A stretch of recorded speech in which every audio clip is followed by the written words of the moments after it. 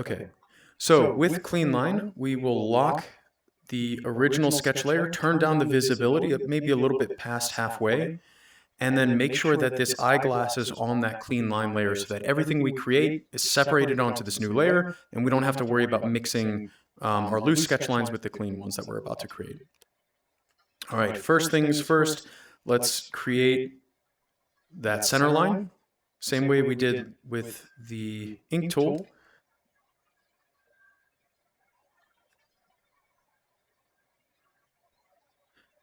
And like I mentioned before, each time you press the index finger, you create a new edit point, and to terminate it, I think I forgot to mention this before, you press the index finger on the opposite hand controller. We have a question about surfacing. Okay. When do you use surfacing too in your PR design process, and which type of surfacing do you use to most all graphic sketches for automotive design? Yeah, no, that's a really good question. So, it really does depend on the designer, but surfacing is kind of a loose term with Gravity Sketch, and by that I don't mean you can't get refined surfaces. You absolutely can. What I mean is people take the definition of surfacing in Gravity Sketch and kind of expand it a bit. So I did the ideation here by making a loose sketch of my design, but we have professional designers from Ford that will choose this volume tool right here, which is technically a surface, and use this to explore what shapes they want for a vehicle. So they might throw down some very odd shapes like this, and just use that to generate some ideas. And this, even though it is a surface, is a form of sketching for them. So let's just get something quickly in the space like this. Apologize for the horribly ugly vehicle, everyone. As soon as you get, like, let's say, a shape like that, you can grab this, make it bright white, and either read some of the forms like this and start sketching over top of it and getting ideas from that, or you can turn this to a flat color like that and start sketching over top of this. Let's turn that off. Your design, and use that as a base. So that's a form of surfacing. Other people, they don't even sketch much in Gravity Sketch.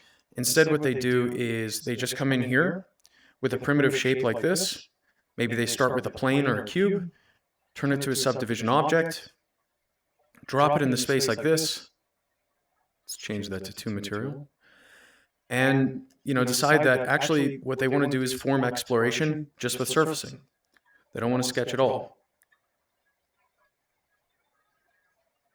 I think the most common workflow that we see, though, is somebody bringing in a 2D sketch and using that 2D sketch as a base. And then they do a 3D sketch, much like I'm doing here, or was doing here. And then once they have that 3D representation of their 2D sketch, then they launch into surfacing like this. But just like any tool, you don't want to spend a lot of time exploring in surfaces. You usually want to have a pretty refined idea of what you're doing in the form of a sketch, and then try your best to capture that in 3D representation. So it basically, I'm not sure if you guys have gotten into clay yet, but if you had a clay model, the worst thing you could do is spend all day with a scraper trying to find the forms in the clay without a sketch or an idea of what you were going to make.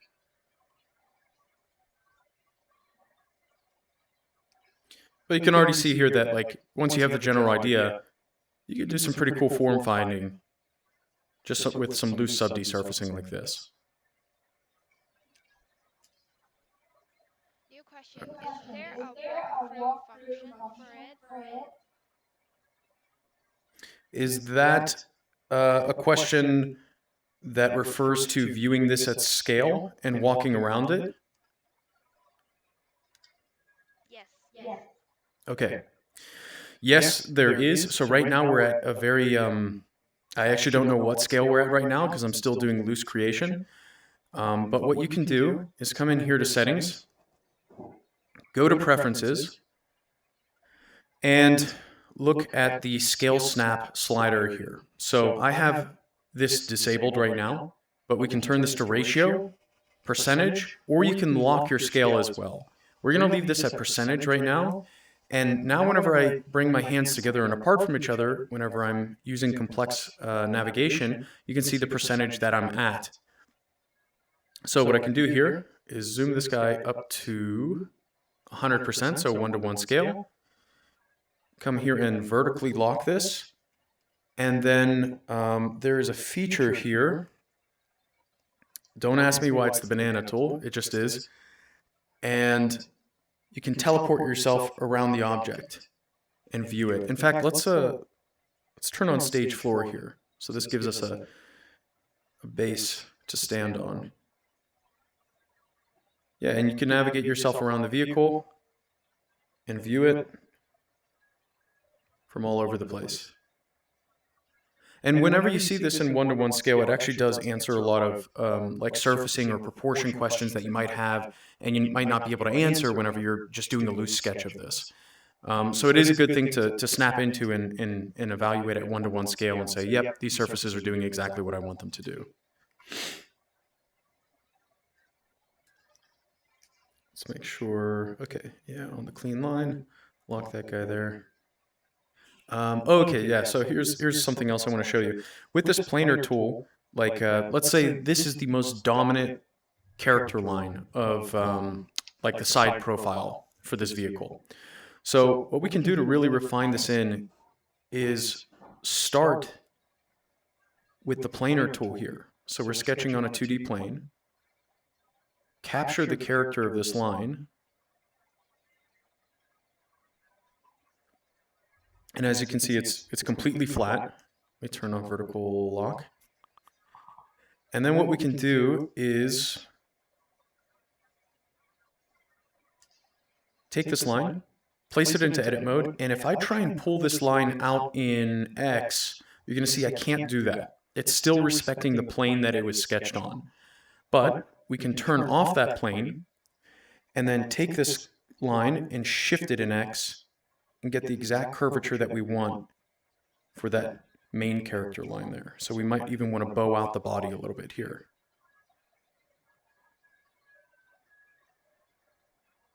And then taper this in.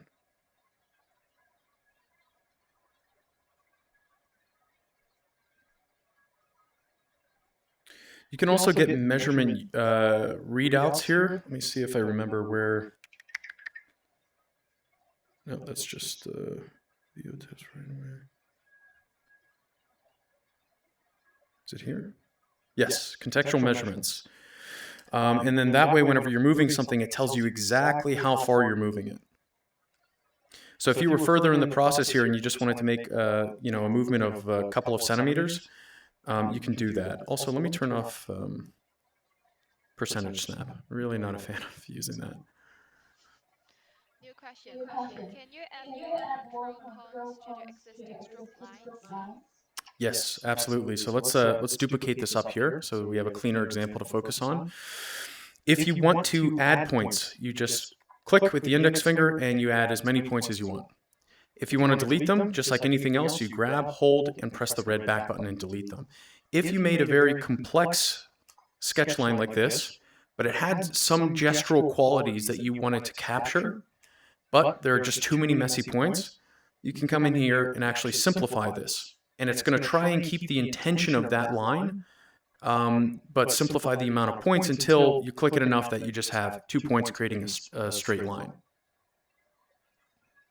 Another thing is, and you'll see this, I should probably stop talking so much and actually sketch this out. But another thing you're going to see here is that I almost never, I never lay down a perfect sketch line. And that's actually totally fine because I end up taking these sketch lines and placing them in edit mode and adjusting them later anyways, like I'm going to do right here. And the nice thing about that is it is a little laborious, but every time you grab something, place it into edit mode, and make some adjustments to it, you are making a design decision. And when you're doing this at a really fast scale, you're just running through the bad ideas as quickly as possible and arriving at the better ones.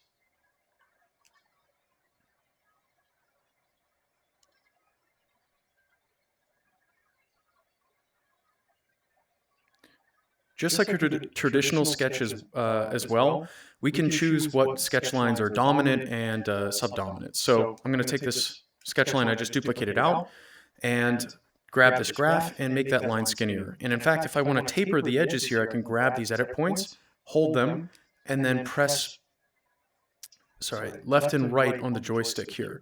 And then that will taper out this line so that it's less dominant. And we read this more like we would a traditional sketch.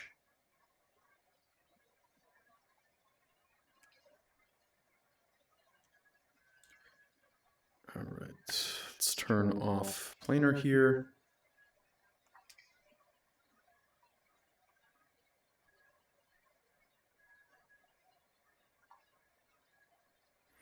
Also, you don't always have to resketch something new. You can duplicate something like I did here, and then, again, place it into edit mode, make your adjustments. So repurposing geometry is something that saves a lot of time.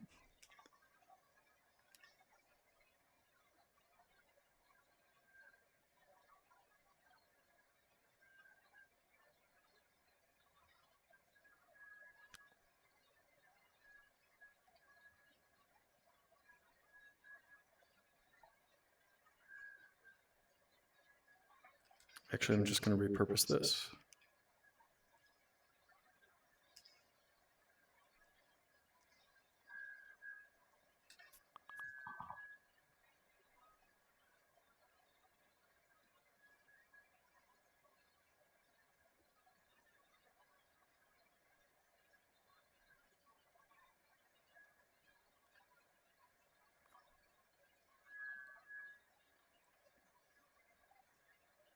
Emil, we have around 10 minutes left. Oh boy! All right, I definitely underestimated how much or how little time we had. Okay, so I'm gonna just launch into a little bit of surfacing here, but before I do that, there's a trick I want to show you that I'm not sure if Alejandro is going to appreciate or not, because it's kind of a way around getting or a way of getting around sketching. But once you have, like, let's say I fully finished this clean line, or I spent a little more time on the loose sketch and I was getting exactly what I wanted, what we can do is create a new layer here and name this filler. And I'm going to turn down the mannequins here as well. I don't think we need them. And on this filler layer, I'm going to come in here and choose the volume tool. And so you guys saw me use this tool before. Let me lock everything else as well. And what you can do is fill in the interior of your sketch very quickly like this.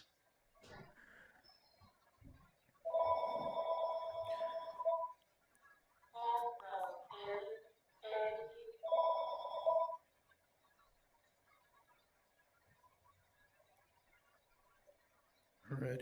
You don't have to be too neat about this, but what you do need to do is make sure that you're not overlapping the lines like this, because it's going to get rid of the effect that we're going for.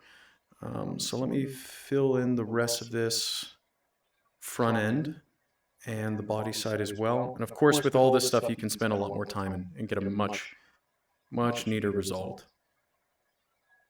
But let's say that's good for now. Now what you can do is grab these objects, hold them, make them white, hold them again, change the material to flat material, and then we can drop in a white background as well. So I'm going to just use a sub D cube here, or you could change the environment to match the color and material, but let's just drop in a cube, grab this, delete away one of the faces here, like that, shift it up a bit, turn off world axes so we're not looking at that. And yeah, you can now come in here with the screenshot tool and get a bunch of different views of your sketch. And you can even turn on transparent background as well. And so you can move around your vehicle like this, get a bunch of sketch lines, sketches, and then take these sketches. And by the way, you can adjust field of view and depth of field and all sorts of things like that. But the point is that you can now take these sketches and move them into Photoshop and then use them as a base to sketch over. And we have some workflows on that as well. The last thing I think we want to show, I probably should have mentioned this a little bit earlier, Charmaine, but I don't know if you have your headset ready and if you're able to hop into Collab. If not, that's totally fine. Yeah, we can do it. Okay, cool. So let's use the Gravity Sketch org, and we'll show you guys what Collab looks like. And this is going to be a really good feature for everybody to explore together. While Charmaine's getting set up, I want to mention something here. When you go to export your file, you have the choice of exporting an OBJ, FBX, or an IGIS. If you decide to export as an IGIS, what you can do is take those curves that you made, and even if you didn't want to do surfacing in Gravity Sketch, all you wanted to do was a nice curve drawing, understand the proportion and the stance of your vehicle with those sketch lines, and export it as an IGIS file, you can take that IGIS file and import it into Alias or Rhino, and then take those curves and adjust them in those programs and make surfaces off of them as if they were natively made in that software. So yeah, that's just one of the workflows we see a lot with automotive designers is make curves, go into Alias and or hand it off to a modeler and let them build with it. Okay, so I'm going to exit to the lobby here and choose the Gravity Sketch org here.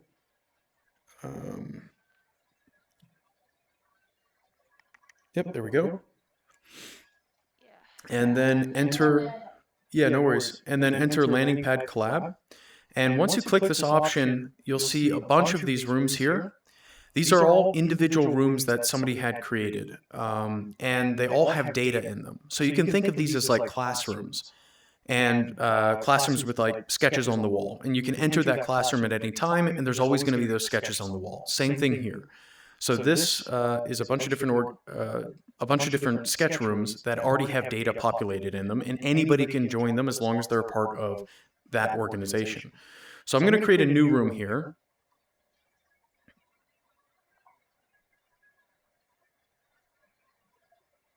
Name it, press the blue check mark, and it's going to take some time. It's going to populate that room.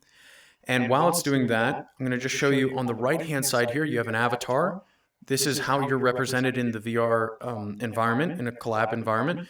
It has a name above it and a color wheel below it. You can grab the color wheel and change it so that your color for your controllers and your headset match that. And then click the name here and adjust that as well. And once you have that set, you can point, click, and join a room. And yeah, there's Charmaine. As you can see, she's represented with controllers as well, her headset and her name above her headset.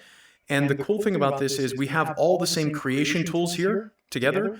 Charmaine can sketch something, and then I can reach out and grab it. And then I can sketch something as well, and she can grab that too.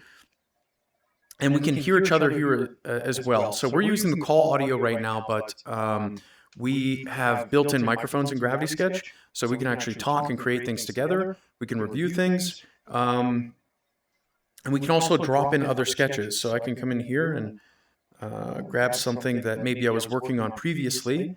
Let's just choose this shoe sketch here, and I can drag this into the environment, and now we can review this together.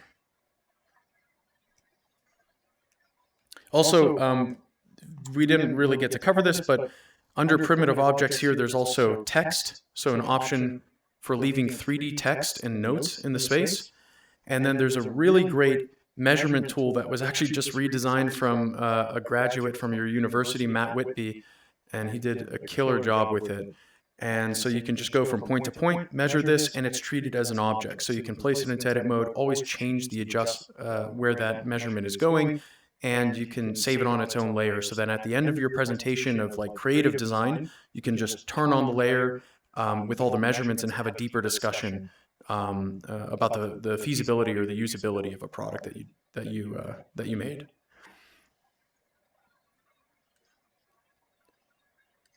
All right. So does anybody have any other questions either about workflow or just the tool in general, or how you can get resources to start learning this? Really, any questions you have?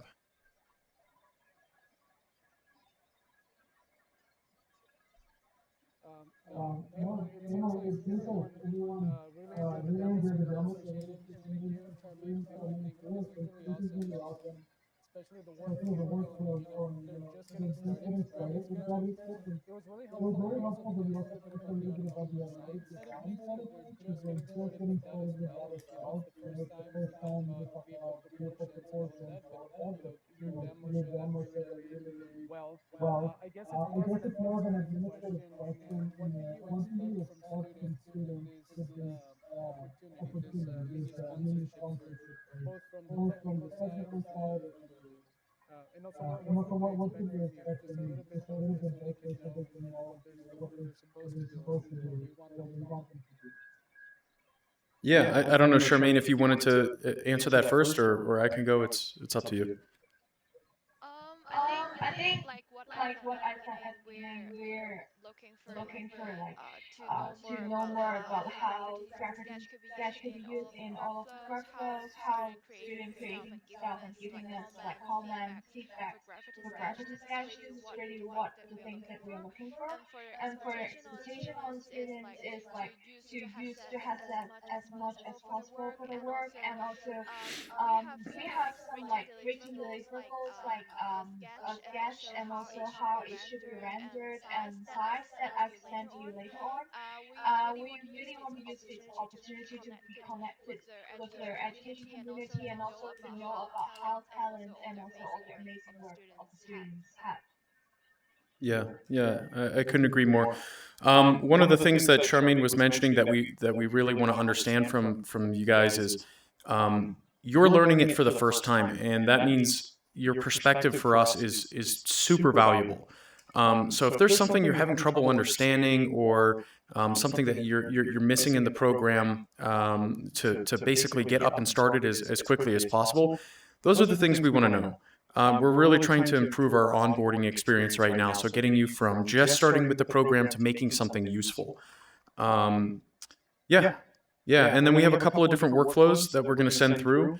And if you just want to give them a try or experiment with a workflow that's not even listed there but you think could be useful, that's fantastic. Just be as loose and creative with the technology as you possibly can, and all of that is helpful for us. Yeah, that's all really awesome. It's it's a really exciting challenge for us. Students are we have access to our lab now. We'll have access to all our headsets, so we're really excited to get creative, and especially like you said, it's a double challenge in the sense of we're just getting started with transportation, but also with Gravity Sketch. And I'm sure Emil, you can relate to this. Gravity Sketch really increases the learning curve in such a speed way for us. For our students, Gravity is something that for every student. It would take them 2 years to get comfortable with the different courses, to be able to just sketch in a piece of paper and be confident about it. But with Gravity Sketch nowadays, that method of set back and forth can get us much further there. So just how the tools that we have is really great, and also having the support from all of you, while we learn the process is something that we appreciate. So thank you for that. Yeah, thank you so much Absolutely. for having us. And I have a good news for all of you that has that other has just confirmed. So it should be with you like this week or early next week. Perfect. Thank you so much. Charmaine, one question for you. Do your students feel like they're gonna be experienced basically, or is it more just to be aware of the We expectations could of it? discuss it further later, but it's just some like maybe writing down their serious numbers and also name of their students. That would be great. Okay, yeah, we can get to that later. Any questions from anybody from the students? seems like we're pretty happy with what the results for being able to pause this here after when it's all is starting